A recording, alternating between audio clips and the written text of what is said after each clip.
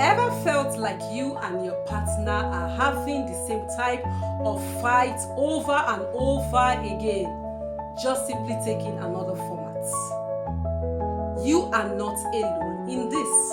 Conflicts are normal in relationships, but when there is consistent conflict that are unresolved, it calls for need to pay attention.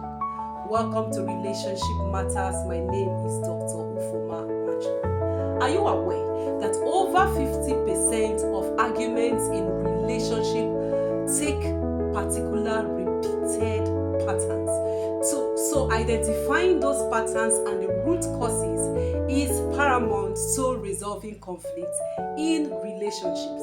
I believe you also know that basically the reason why there end up to be marital issues is because a lot of persons in marriage do not have the skills to resolve conflicts in relationship. So in this month, we are going to be taking a series on conflict resolution in relationships and marriage. And the focus today will be on identifying the root cause of conflicts. Because if you do not name it, you cannot tame it. I say that again. If you do not name it, you cannot tame it. If you don't understand the root cause of the problem, how can you solve it?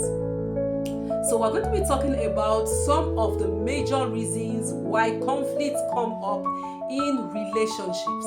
And the first one I would like to talk about is emotional baggage.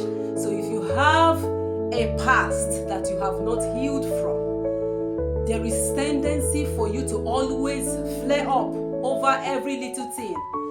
Just like somebody said, bleeding on people who do not cause you injury, people who do not cause the wound.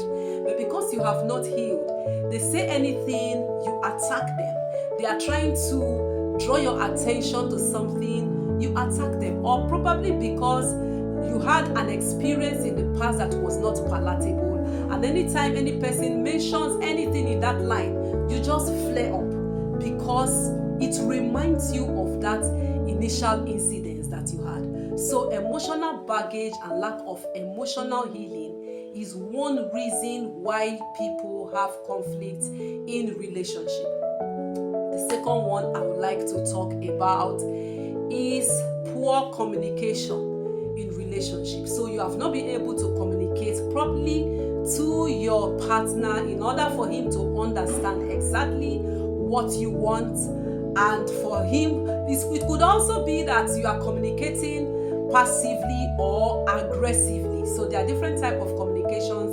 In another episode, we're going to be handling in detail issues that have to do with communication, because again, communication or poor communication is one reason why people have issues in their relationship. So if you are not a good communicator, ability to express yourself in clear terms to your partner, then he or she might not be able to understand the point that you are trying to make, and there would always be conflicts. The third point I want to talk about is unmet or unrealistic expectations. So you just expect that your partner should know, like I always say, just expect that your partner should know that you are not happy. You expect that your partner should know that he or she should have done this. You expect that your partner should know that you had a bad day. That is also linked to poor communication. Because if you have the right communication skills, you'll be able to communicate to your partner exactly what you want and how you want it. That way, the person will be able to put in his or her best in order to present it to you the way that you want it.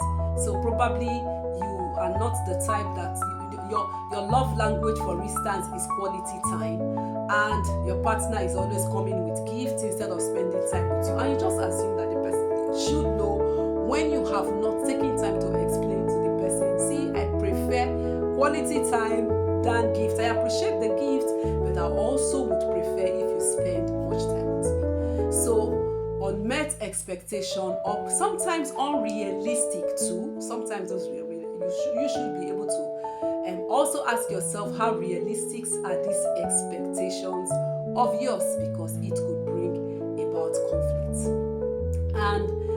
next one I would like to talk about is when either of the partner feels that he or she has the final say. So probably the person is the choleric type, is the domineering type, and just feels whatsoever I say is what should be.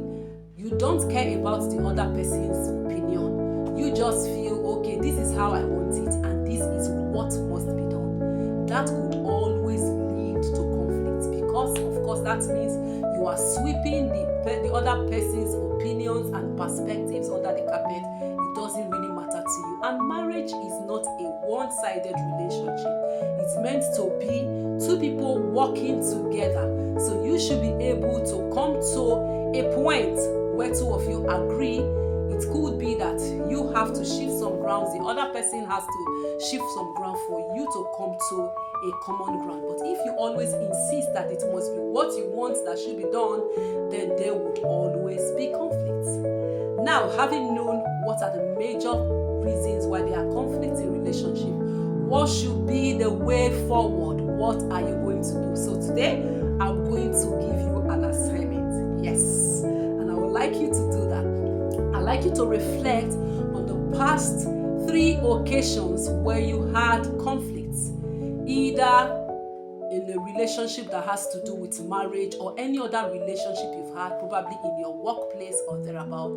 Can you reflect on the last 3 occasions where you had conflict, and will you be able to tell what are the root causes of those arguments or what led to those conflicts? I'd like you to journal it. There's also what is called conflict mapping. Ability for you to be able to trace what actually led, what is the root cause actually. So do you know it is possible for you to get upset over something and you are reacting towards an issue, but that's actually not the root cause. So it is necessary for you to trace it back to what is the origin of this issue.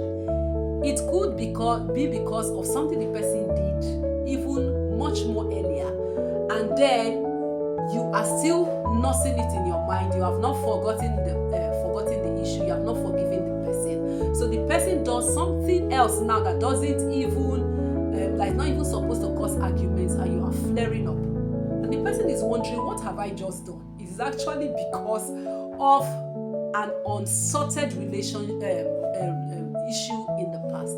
So it is necessary for you to be able to come up with a conflict mapping that will help you to trace the issues to the root causes so that you can solve them. Like I said, if you do not name it, you cannot tame it.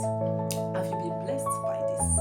I'd like you to like this video. I'd like you to share this video.